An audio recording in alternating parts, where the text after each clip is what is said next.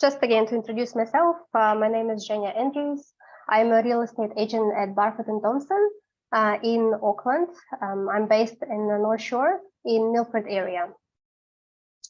So today we'll just go through kind of a checklist for first home buyers and hopefully make it clear for you on the whole process from start to finish, because it can be quite overwhelming. And to be honest, like, don't worry, everybody gets stressed out about what to do. So the first suggestion is to set your goals. It can be quite, you can create the list of things you think you need in your first home, and you start listing them. I need this, I need that, I need that. And you later realize that actually those were your wants, because when you do end up buying a house, you only tick about 10–20% of the things you have listed originally. So a good exercise for you is to sit down with your partner, sibling, friend, whoever you're buying a house with, just in your separate times, sit down, take a piece of pen and paper and write down the things that you need in a house in one side and things that you want in a house in the other side. And be real with yourself. Don't be too picky. Really have come down to earth and think it through what you think is a need in a house.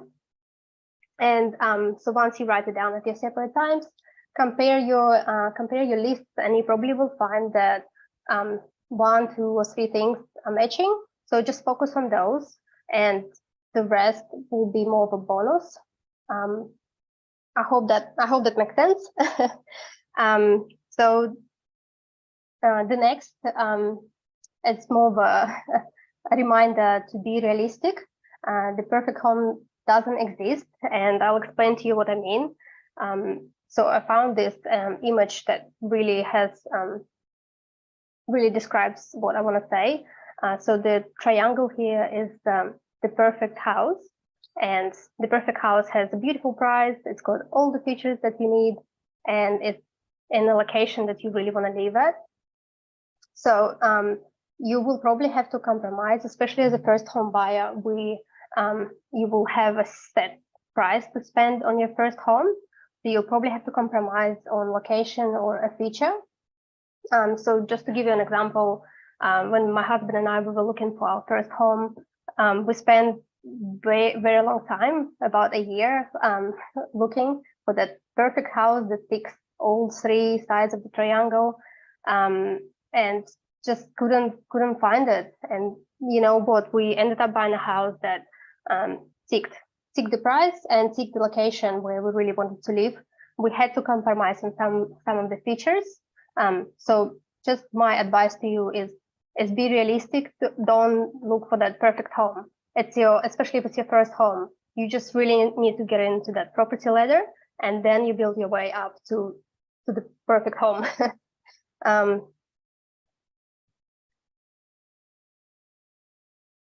Yeah, so just decide what 2 sides of the triangle are most important to you.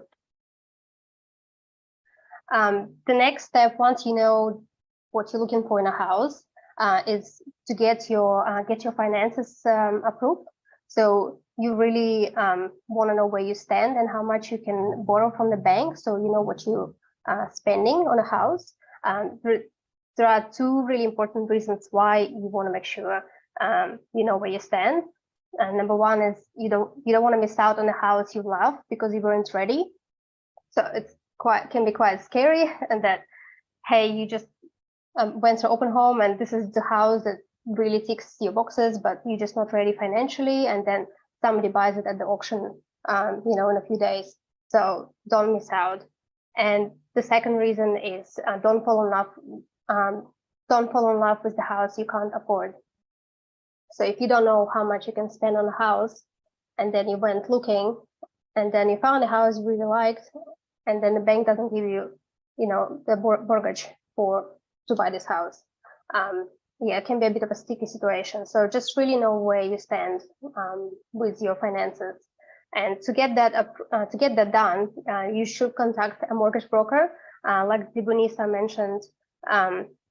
they've got so many skills of negotiating a good deal for you. They do the whole process of collecting paperwork and sending it off to not just one, but different banks to find the best deal for you. And,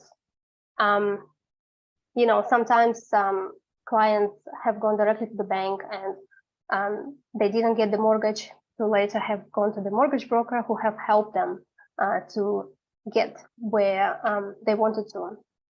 So they really help you out, and the services are free with Zebunisso, and pretty much every mortgage broker, they will not charge you. So it's silly not to use the services. So once you have got your finances sorted, or are in the process of getting those sorted, you can start looking for houses, and you probably find that the most common, most known sites in New Zealand is TradeMe and real estate. So TradeMe is really #1 trusted New Zealand site. You will probably find that majority of the house listings go on there. Real estate.co.nz, it's quite similar. They just have different features. One of the features I quite like to use for my clients is you can actually outline the area on the map of where you want to find the house in, and it will just show you the list of, you know, just houses in that area, which is pretty cool. You can set up, you know, your filter, your searchers.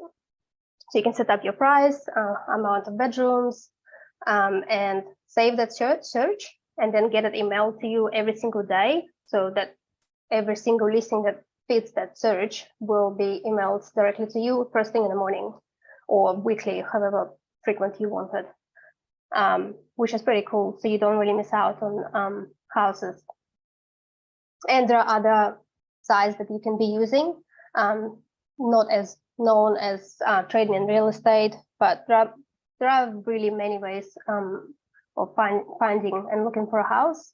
Property Press, One Roof, Who Garden, and agency sites. For example, I work in Barfoot and Thompson. We've got our own app that you can download on your phone, and you can do the same thing. You can set up searches and get things emailed to you, get listings emailed to you daily, weekly, etc. And of course, to combine that all, you can contact real estate agents. So if you've got a real estate agent that you trust, or you know, through somebody, just contact them, and they will help you to, you know, go through the whole process with you, help you find a house, and really make sure that you don't miss out on a listing, because it can be quite overwhelming. And I just want to briefly talk to you of the benefits of working with real estate agents. So just like a mortgage broker, it is you get a free advice. So it doesn't cost you anything to work with a real estate agent if you're looking to buy a house. So why not do it? Why not use their services? You get to be the first one to know about the property. Something we do in our branch, not only branch, our company. Before the listing hits the market, goes to online sites, we actually get to preview the houses. So say I've got certain client who looking for a certain house, and then I view this house before everybody else does, then I get to invite them in to have a look at it first. So they get, you know, a fair chance of proceeding with that. We can also negotiate for you.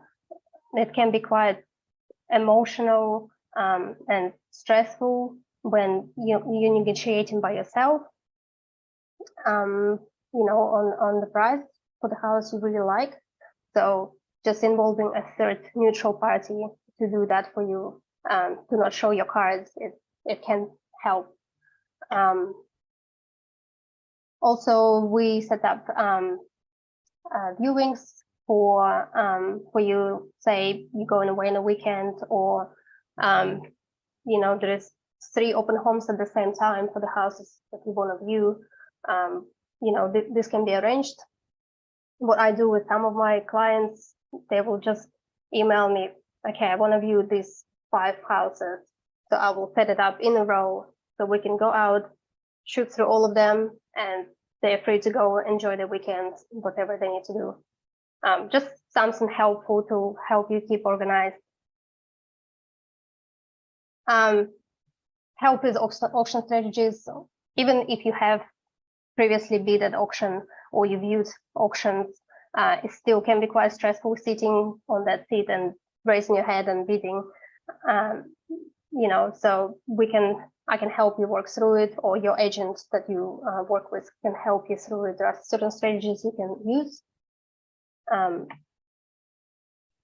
And of course, when you look for a house, you don't see the prices.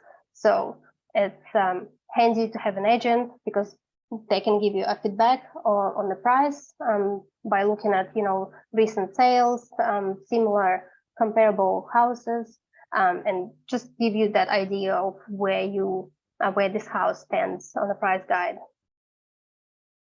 And just be there for you. You know, it's stressful, emotional process, and you will have questions throughout. So a good agent will be there for you day and night, basically.